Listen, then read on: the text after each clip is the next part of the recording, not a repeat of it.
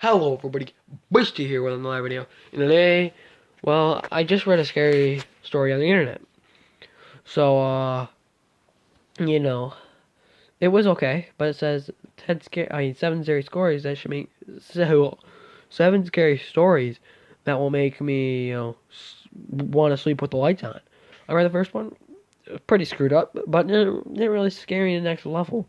It was about 2 twin sisters, and the one twin sister got jealous of what the other sister had, and basically tried to kill the other sister and basically killed the other sister just to have her boyfriend because they were identical. So the boyfriend got mixed up between them. Oh, that was so messed up. And now this one, I'm probably just gonna read 2 or 3 of these. Oh, this is a long one. I'll read this one. I'm just going down to see how long they are. I'll probably only read 2. These are things are pretty long. I'm just trying to find the to do. I didn't really plan this video very well. I was like, these are some scary stories. That one's really long. Okay, I know what I'm gonna do. So let me go up to the top one. It is it's a Craigslist ad. It should be this one, right? Yeah. Okay. It says here is a user F A. This is a user. Here's user AF throwaway writing about a very scary Craigslist ad. And when I said F, it's just a swear word. You get it. I'm censoring it out. Okay, guys. Yesterday was probably one of the worst days I've ever endured, and it all started with a phone call at about 7 a.m.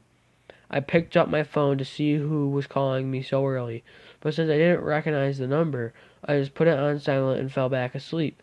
When I woke up again in 3 hours, I saw that I had 12 missed calls and 8 voicemails. Panic started to set in as I thought something horrible had happened to a family member. As I looked at all of his numbers, I realized they didn't know who any of them were. I really thought this was strange, since if something bad happened to a family member, I should at least recognize one of the numbers. Then things only got weirder when I heard my first voicemail. Hi, I was just giving a call about the house you have for sale. I saw the Craigslist ad and to I was hoping to helping to figure out a time I could be given a walkthrough. Just give me a call back at, it just has XXXXX for a phone number. Thanks. I figured that was the wrong no, number and played the next voicemail. Man, I cannot read today. Oh. I said, yeah, I was calling about the house for sale on Craigslist. If you give me a call back at, again, the ask for the phone numbers, I'd really like to know some more about those murders before I take a walk through. Thanks, have a nice day. Oh, oh crap. The murders in the house. Oh, that's pretty freaky right there. Freaky stuff. After hearing the second voicemail, I was really starting to wonder what the hell was going on. The other 6 voicemails were pretty much the same, inquiring about setting up the walkthrough and wanting to know about the murders. After I finished listening to the last one, I needed to find out what the beep was going on. I called the last number to leave a voicemail, and a woman answered. When I asked her about the house she was calling about, she said there was an ad on Craigslist offering a house for dirt cheap, but it was only so cheap because the post said that a couple had been murdered in the house. I asked her if she would text me the link, and she assured me that she would. About 2 minutes later, my phone buzzed and I saw her number pop up on its screen. I had no idea what was in store for me by clicking on the link. When the web page opened, the coldest chill I ever had shot down my spine. I saw the picture of my house on sale on a Craigslist for sale ad. What made it worse was that the pictures had been taken within the last week. You could see the pumpkin I carved last weekend. FFS. Then I read the posting description. I have a sweet little home I'm putting up for sale. It is located in the town of removed. Just to hop, skip, and jump away from the city. Enjoy the seclusion and privacy that this house will bring you. My asking price is $25,000. Oh my god, that is so cheap. Disclosure, there is a reason I'm asking basically nothing for this house. The previous couple who lived here, a young man and woman, were murdered in the house a year ago. I figured get that out in the open now so that I'm only contacted by people who are not bothered by this. Don't let this little mishap dissuade you, though. The neighborhood is very safe, I promise. You can call me at any time, day or night. I never sleep, and we can set a time to take a walk through the house. My number is blank blank blank blank. I look forward to hearing from you soon. I felt like I had been socked in the gut. What the F was going on? How did they know my number, my name? I immediately called my girlfriend over to see. I could see the horror set in on her face as she looked at the ad. I didn't think I could feel any worse. She pointed out how our car was in the picture. We're in the house when someone took these pictures. Oh man, are they gonna die right now? Because they said a couple's been murdered. So like, are they planning to kill the couple? Oh, that's a pretty smart crime right there. That's pretty freaking freaky though. I immediately called the police to figure out what the hell to do. They informed me that I should immediately contact Craigslist to remove the posting. Other than that, there was really nothing else they could do at the moment. The only crime that had technically been committed would be trespassing. But since whoever took the pictures wasn't on our property anymore, they couldn't do anything else. I was freaking the heck out, guys. My girlfriend was on the phone with her mom in hysterics for most of the day yesterday. Today, we've been on constant alert. Every sound we hear makes us jump. I think the worst part is, I know there's really nothing that I can do. I feel so violated and so helpless. Does anyone have any suggestions?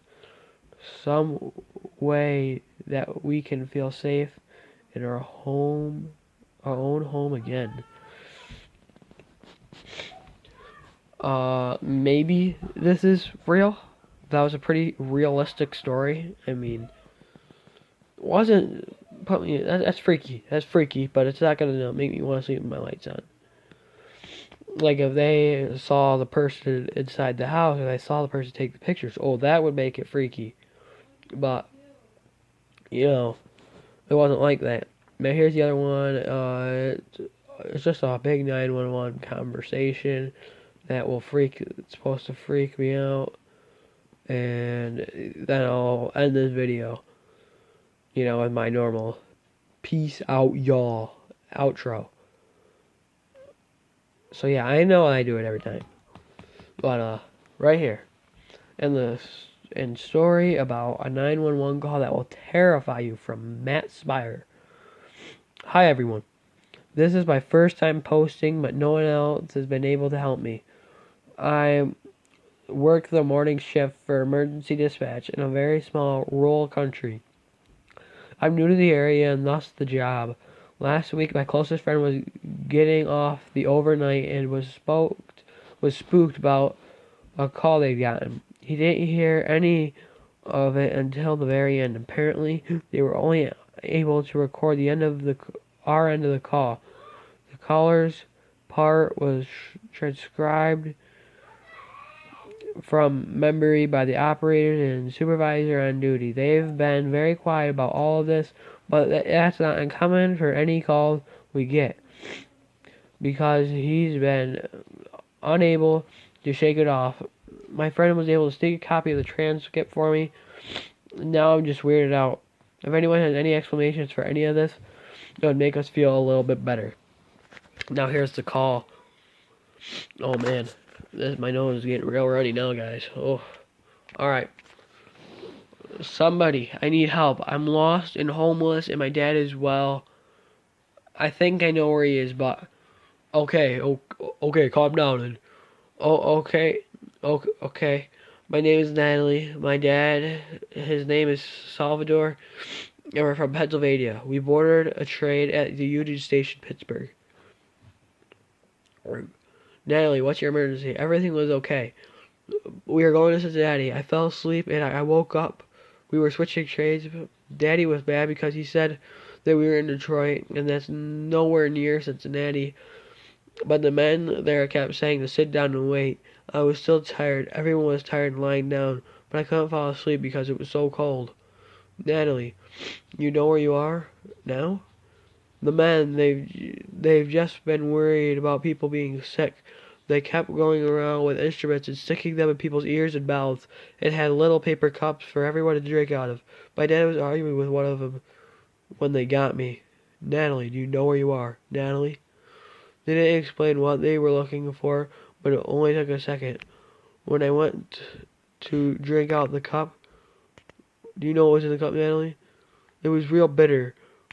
But the train came and the men had to hurry to finish, so he didn't notice me spit it half of it out. Do you have any symptoms? Do you feel? It was so cold and my teeth were chattering. We were all crowded to get in, and the train was so dark inside but warm. Daddy picked me up, and I just remembered barely keeping my eyes open because it was so nice and warm, and I was tired. I remember somebody saying, Natalie, that's a nice name. I'm Jasper. But I was already half asleep. Okay, Natalie, are you still inside the train? I woke up in the middle of the night, thirsty. My throat was like cotton from that bitter stuff. I was in a really nice bed. I never had sheets like that before. There were lots of doors. I was trying to find the bathroom, but the first one took me outside. Oh man, this is getting good. It's getting juicy. Is that where you are now? It wasn't dark this time. It wasn't right. It was so big, much bigger than a train could be. It was huge, like I've never been to one. I've seen pictures though. It's how a ball would be, I guess. And the tables of food and shiny metal trays and so many people, everyone dressed nice, men in suits, women in dresses, like shimmery with veils. Natalie, smelling the food, I realized how hungry I was. I went to the table and picked up a stick with fruit and cheese, and there was a voice again. That's good, it said. I'm glad you're feeling better, Natalie. I looked up and saw a young lady in a long black dress. I dropped the food because she wasn't using her mouth to talk. She just stared at me. Such a pretty name, she said. Natalie, I need to know where you are. I looked around and saw everyone was like that, talking without their mouth, all the laughing, so many voices, but they just stared out, blank faces, and a man with a white flower in his suit pocket looked at me, and I heard someone say, I have all the time in the world, Natalie. You know any of these? At the bar, I saw my dad. I ran over. He put a drink down. He turned to me on the stool. Don't worry, he said. You're safe here, Natalie. But he didn't move his mouth either, and I started crying. To the supervisor, she can't hear us. Alright, so yeah, he was saying behind the screens. The man behind the counter was staring at me, and I couldn't tell who was talking to me, but someone said, Natalie's such a pretty name. And the operator said, can we check the connection? I ran back to our room and hid under the covers, crying until I hurt all over. I thought someone would come in, but no one ever did. I just kept crying until I woke up, and I realized the whole thing was a dream, except it wasn't nice. I was in a bunk with hard sheets and it smelled really bad like sweat and pee. I just sat up scared to feel for anything in the dark. Natalie? Then I heard voices from outside. I heard scraping. They were opening up the train again. It was still really dark, but I could see people started coming in. I don't know why. I was so scared of being there. I jumped out and pushed through the people, ran as hard as I could out of the station. I know people were yelling behind me, but I didn't stop until I was near the edge of the forest. I don't know why. I just I just ran. Daddy was still there, but when I turned, I didn't see him. Just other people yelling and running toward me. Natalie, can you hear me? I kept going. I don't know how long, hours I guess, until my legs burned and my arms were all scraped up. I fell asleep again in the middle of the forest, freezing. What do you mean we're not connected? Oh, what? They're not connected. I kept hearing this voice. I realized I was dreaming, but I was still there in the forest.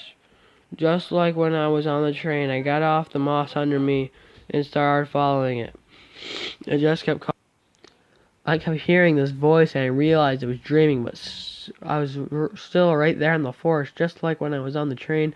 I got off the moss under me and I started following it. Just kept calling me, Natalie, until I found this big hole in the ground, nothing down there but dirt and leaves and a girl, 8 years old, I guess. Come down here, Natalie, but her mouth didn't move. Natalie, where are you calling from? Ever since it doesn't matter where I sleep. I always dream, right? I am right where I am, and there's someone calling me into some hole in the ground or some dark closet. They say such a pretty name, or I have all the time in the world, Natalie. Natalie, how are you placing this call? Oh, how much longer is it? Oh, it's so good. Oh, it's freaking freaky. Natalie, how are you placing this call? I don't know where I am. I was in the forest for 2 days. I think then I found this town, but no one's here.